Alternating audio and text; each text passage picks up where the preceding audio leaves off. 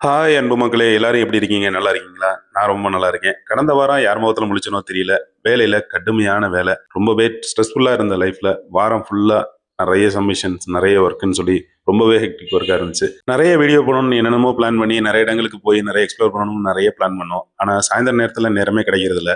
நாள் பூரா நடக்கக்கூடிய வேலையில ரொம்பவே டயர்டாகி போய் வீட்டுக்கு வந்தோடனே எப்படா போய் தூங்குவோம் அப்படிங்கிற மாதிரி இருந்துச்சு. அதனால எங்கேயுமே போக முடியல, நிறைய வீடியோ போட முடியல. சனிக்கிழமை வாரத்தோட இறுதி நாள் எல்லாத்தையும் சீக்கிரம் முடிச்சுட்டு ரொம்பவே டயர்டா வீட்டுக்கு வந்தேன். சரியா 12 மணிக்கு வாங்க மீன் வாங்க போலான்னு சொல்லி ஞாபகப்படுத்தினாங்க. இன்னைக்கு சனிக்கிழமை மீன் வாங்க போனோம்.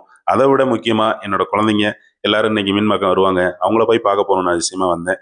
இன்னைக்குன்னு தெரியல, ஆலியாவும் வந்திருந்தா. ரொம்பவே சந்தோஷம். இது என்னோட மாப்பிள்ளை மக ஆலியா. இன்னைக்கு மீன் மார்க்கெட்ல இவங்க 2 பேரும் போட்ட ஆட்டம் ரொம்பவே ஜாஸ்தி. பார்க்கறதுக்கு நான் தலை நிறைய கொண்டு வந்த எல்லா ஸ்ட்ரெஸ்ஸையும் ஒரு நிமிஷத்துல அடிச்சு நொறுக்கி எல்லாத்தையும் தூக்கி போட்டாங்க. அந்த மீன் மார்க்கெட் வாங்கிட்டு இருக்கும்போது ஜிலேபி மீன் ஒன்று கையில குத்தி லேசா அடிபட்டுருச்சு. ரத்தம் வந்துகிட்டே இருந்துச்சு. அதை பார்த்த உடனே குழந்தைங்க 2 பேரும் கண்ணிலையும் கண்ணீரே வந்துருச்சு. என்னத்தா ஆச்சு? கையில அடிபட்டுருச்சா? ரத்தம் ஊதுதான்னு சொல்லி அவங்க கேட்ட அனுசரணையா இருக்கட்டும். ஆலியா பக்கத்துல வந்து நின்று அந்த விரலை காட்ட எந்த விரல் அடிபட்டுச்சு, எப்படி பட்டுச்சு, எந்த மீன் பிடிச்சிச்சு, எந்த மீன் உன்னைய குத்துச்சு அப்படின்னு சொல்லிட்டு எல்லா டீட்டெயிலும் கேட்டுட்டு இருந்தா. ஒன்று மட்டும் உண்மைங்க. வாழ்க்கையில் எவ்வளோ பெரிய செல்வம் இருந்தாலும் இந்த குழந்தை செல்வத்துக்கு மாற்றி ஈடே இணையே கிடையாது. அந்த குழந்தைகளை பார்க்கும்போது நம்ம மனசில் இருக்க பாரங்கள் குறைஞ்சு போகிறது மட்டும் இல்லாமல் அவங்க தான் நம்மளோட வாழ்க்கையோட அர்த்தம், அவங்க தான் வாழ்க்கையோட நம்மளோட எல்லாமே அப்படிங்கிற மாதிரி இருக்குது. மாப்பிள்ளையோட மகளில் பார்க்கும்போது எனக்கு ஆசை. இங்கே பாருங்க, மீன் எடுத்துட்டு வந்து சாப்பிட போகிறேன். இந்த மீனை எப்படி சாப்பிடணும், எப்படி செஞ்சால் உனக்கு பிடிக்கும்னு கேட்டாங்க. இந்த மீனை நான் அப்படி பச்சையாக கூட சாப்பிடுவேன்னு சொல்லி விளையாட்டு கட்டிக்கிட்டு இருந்தா. குழந்தைகளோட ஆக்டிவிட்டி பார்த்தோன்னா அந்த நொடி வாழ்கிறாங்க. அந்த நொடி, அந்த நிமிஷம், அந்த நாள், அதை தவிர அவங்கள அந்த கரண்ட் மூமெண்ட் என்னவோ அதை மட்டும்தான் வாழ்ந்துட்டு போறாங்க. வளர்ந்ததுக்கப்புறம் பாருங்க, பின்னாடி என்ன நடந்துச்சு, இறந்த காலத்துல என்னென்னலாம் நடந்துச்சுன்னு அதையும் இப்போ நிலகாலத்தில் நினச்சிக்கிட்டு, எதிர்காலத்தில் என்னெல்லாம் வருமோ நினச்சி பயந்துக்கிட்டு, இழந்ததை நினச்சி கவலைப்பட்டுக்கிட்டு, பணம், கஷ்டம், கடன், வாழ்க்கையோட இருக்கிற எல்லா பிரச்சனைகளையும் மண்டையில் போட்டுக்கிட்டு எல்லாத்தையும் போட்டு உருட்டிக்கிட்டு இருக்கோம். ஒரு பக்கம் வேலையினால வரக்கூடிய ஸ்ட்ரெஸ், இன்னொன்று கடன் பிரச்சனையா, பண பிரச்சனையா, அடுத்த வாரம் என்ன பண்ண போகிறோம், குழந்தைகளை பற்றின எதிர்காலத்துக்கு என்ன செய்ய போகிறோம்னு சொல்லி யோசிச்சு யோசிச்சு ஒவ்வொரு நாளையும் கடத்துறதே பெரிய கஷ்டமா இருக்கு. ஆனா அந்த குழந்தைகள பாருங்க, அந்த நொடி வாழ்றாங்க. அவங்களுக்கு மனசுல எந்த கவலையும் இல்ல. நாள் பூரா விளையாடிட்டு நைட்டு படுத்த உடனே தூங்கிடுறாங்க. ஆனா எல்லாத்தையும் நினைச்சுக்கிட்டு நம்மளால தூங்க தான் முடியல. குழந்தைகள மாரி வாழ முடியுமா? குழந்தைகள மாரி மனசு வேணுமா? வாழ்க்கையில ஒரு பெரிய சந்தோஷம், பெரிய செல்வம் உங்களுக்கு வேணும்னு சொன்னா, ஆண்டவன்ட்ட பிரார்த்திக்கும்போது, "இறைவா, இந்த குழந்தைகள போல மனசுகள குடு" அப்படின்னு கேட்கலாம். ஆனா இறைவன் நம்மட்ட என்ன சொல்லுவான்?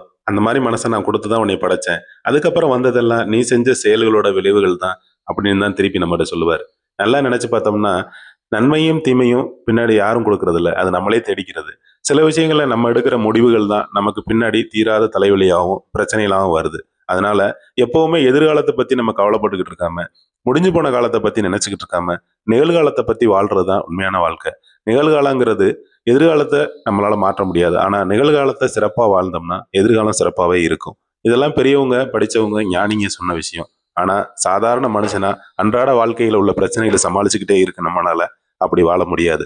ஆனா எதிர்காலம் ஒரு சிறப்பா அமையணும்னா நிகழ்காலத்தை சிறப்பா வாழ்ந்தா போதும். இந்த குழந்தைங்க மாதிரி பணம் ஒண்ணுதான், காசு ஒண்ணுதான், சந்தோஷம் அப்படின்னு நினைக்கிறோம். ஆனா அந்த பணம்னா என்னன்னே தெரியாத இந்த குழந்தைகளை பாருங்க எப்படி இருக்காங்கன்னு சொல்லி. பணம் ஒண்ணுதான் இந்த வாழ்க்கையோட சந்தோஷம் நம்ம முடிவு பண்றோம். அப்படிலாம் ஒண்ணுமே இல்லை அப்படின்னு ஞானம் வேணா பேசலாம். ஆனா எல்லா சந்தோஷத்துக்கும் பணம் வேணும். பணம் மட்டுமே சந்தோஷம் இல்லை.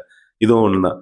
அதனால இழந்த இந்த காகிதமா இருக்கிற இந்த பணம் நம்ம வாழ்க்கையில விளையாடுற எவ்வளவு விஷயத்த பாருங்க. அது ஒரு சாதாரண காகிதம்னு நினைச்சு வாழ்றவங்களுக்கு சாதாரண காகிதம். ஆனா அந்த காகிதமே பேனாவா மாறி நம்ம வாழ்க்கைங்கிற பேப்பர்ல அது கிறுக்குற கிறுக்கு சாதாரண கிறுக்குறது இல்ல. நேத்தைக்கு நம்ம அப்பா அம்மா என்ன தப்பு பண்ணாங்களோ அதே தான் இந்த காலத்துல நம்மளும் பண்ணிக்கிட்டு இருக்கோம். குழந்தைகளுக்கு எல்லாத்தையும் தேடி வச்சிடணும், அவங்களுக்கு வாழ்க்கை தேவையான எல்லாத்தையும் தேடி வச்சிடணும்னு நம்ம நினைச்சு கடுமையா உழைச்சிக்கிட்டு இருக்கோம். உண்மையிலே சொல்லப்போனா அவங்களுக்கு எப்படி வாழணும், நடக்கக்கூடிய சூழ்நிலைகளை எப்படி சமாளிக்கணும், எப்படி திட்டமிட்டுக்கணும் அப்படிங்கிறத கற்றுக் கொடுத்தாலே போதும். கட்டி வச்ச சோறும் சொல்லிக் கொடுத்த புத்தியும் ரொம்ப நாளைக்கு இருக்காதுன்னு முன்னாடி பெரியவங்க சொல்லியிருக்காங்க. அந்த மாதிரி குழந்தைகளுக்கு எப்படி வாழணுங்கிறத மட்டுமே கற்றுக் கொடுப்போம். தேங்க்ஸ். தேங்க்ஸ் ஃபார் வாட்சிங்.